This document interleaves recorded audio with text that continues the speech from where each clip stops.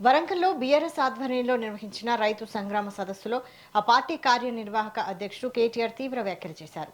Congress party రైతు declaration పేరుతో నయవంచనకు పాల్పడిందని ఆయన ఆరోపించారు. 60 ఏళ్లుగా రైతుల ప్రయోజనాలను విస్మరించిన పార్టీ కాంగ్రెస్ అని విమర్శించారు.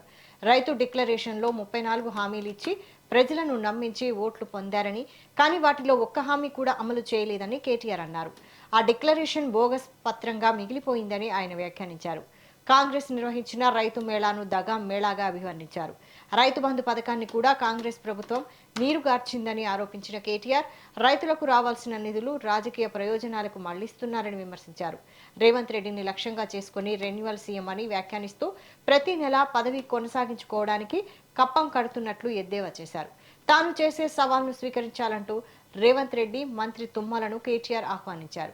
ఏ గ్రామానికి వెళ్లినా పూర్తి రుణమాఫీ జరిగిందని రైతులు చెబితే తాను రాజీనామా చేస్తానని ప్రకటించారు. తన వ్యాఖ్యలతో తెలంగాణ రాజకీయాల్లో మరోసారి తీవ్ర చర్చకు దారితీసింది.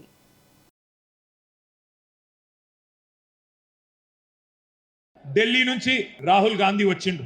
గల్లీలో ఉండే తొట్టి గ్యాంగ్ నెంట పెట్టుకొని వచ్చిండు. వచ్చి ఇక్కడ సభ పెట్టి ఏమేం చెప్పిండో ఇప్పుడు నేను మీకు చూపెడతా. ఒక్క నిమిషం. రైతులను ఉద్ధరిస్తాం, ఊడబడుస్తాం, కొండ మీద కోతిని తెచ్చి మీకు ఇస్తాం, 6 సందమామలు పెడతాం, ఏదో కేసీఆర్ చేయందేదో మేము మీకు చేసి చూపెడతాం అని 7 సూర్యులను పెడతామని పెద్ద పెద్ద డైలాగులు కొట్టి మోసం చేసి దానికి ఒక పేరు పెట్టిండ్రు. వరంగల్ రైతు డిక్లరేషన్ అని పేరు పెట్టిండ్రు. ఎట్లున్నదంటే వరంగల్ రైతు డిక్లరేషన్ సంగతి ఒక్కసారి మీకు వాళ్ళ మాటల్లోనే చూపెడతా. దయచేసి అందరూ టీవీలలో కాంగ్రెస్ వల్ల భాగవతం వరంగల్ డిక్లరేషన్ ది చూడాలని చెప్పి నేను కోరుతా ఉన్నా. ఆ వీడియో ప్లే చేయండి.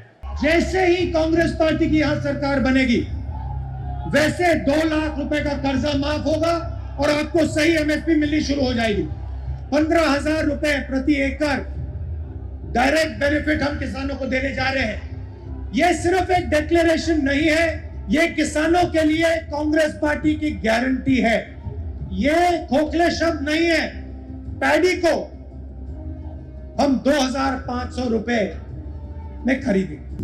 పండించిన వరి పంటకి కనీస మద్దతు ధర అదనంగా బోనస్ ప్రకటించి 2,500 రూపాయల వరకు క్వింటల్ కి వరి ధాన్య కొనుగోలు చేస్తాం. కాంగ్రెస్ పార్టీ అధికారంలోకి వచ్చిన తక్షణమే రైతులకు ఏకకాలంలో 2 లక్షల రుణమాఫీ చేస్తాం. రెండవ డిక్లరేషన్ ఇందిరమ్మ రైతు భరోసా పథకం తెచ్చి